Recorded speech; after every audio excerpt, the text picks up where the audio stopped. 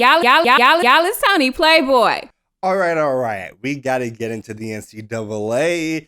We touched on this a little bit in some past episodes, but the Supreme Court recently gave a scathing, unanimous decision that the NCAA and their entire business model is grossly illegal.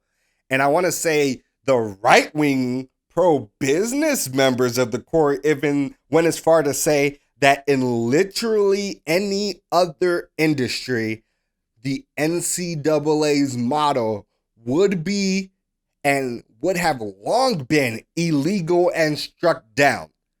So what happens here? The NCAA is trying to get out in front of future litigation, because that's the most important part of the Supreme Court case, is that it has crushed the NCAA's defense of amateurism, i.e., these players aren't professionals, so they can't be paid, they can't benefit from their likenesses, we get full financial control over them, etc.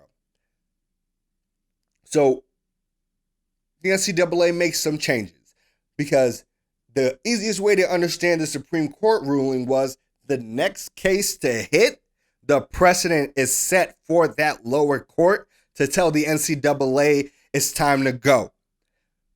So what did the NCAA do? I'm going to tell y'all. The first thing is they will now allow athletes to benefit from their name, image, and likeness beginning today when we are recording. It is Thursday. And basically, it doesn't matter where the school is located, they can benefit from it. They are allowed to do any endorsements they want, but for the most part, they have to report them and be upfront with the NCAA about them. That is the big change. There's no need to get into the weeds for it. Now, the most important part of this is they believe that this policy still preserves their "we are not pay for play." I will quote this from their statement. It also reinforces key principles of fairness, integrity across the NCAA, and maintains rules prohibiting improper recruitment inducements.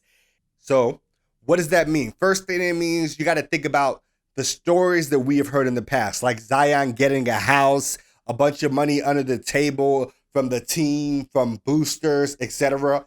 All those things are still illegal. All those things can get your eligibility taken away, etc. But now what is okay is that you can have endorsements. I by far personally believe this has created the biggest loophole for all the major college stars, and even some of the smaller ones that schools want to recruit. Now, booster programs, coaches, etc. can funnel players' endorsements if they like, because all the endorsements are legal. Which means if we have a local car dealership, loves the team, really active in the community, well, okay. Coach is like, look, you come over here, you play for college U, just, average example. And, this car dealership is going to put you in a commercial. They're going to drop 20 bands on you, and they're going to put you in an Escalade. Were we doing all of this already? Obviously. Is it easier to do this now in a way that can't impact the team negatively or the player and their eligibility? Yes, facts. And a couple of key things happen here that I want to touch on. Most importantly is same day that this happened, Miami quarterback Eric King got 4 sponsorship deals immediately. He has one with the Wharf, Murphy Auto Group, weird considering the example I just gave you all, Dreamfield, College Hunks, and Moving Company. The total of all of these endorsements are kind of unknown, but literally just the College Hunks Moving Company endorsement is worth $20K. Man just hit $20K in 13 hours.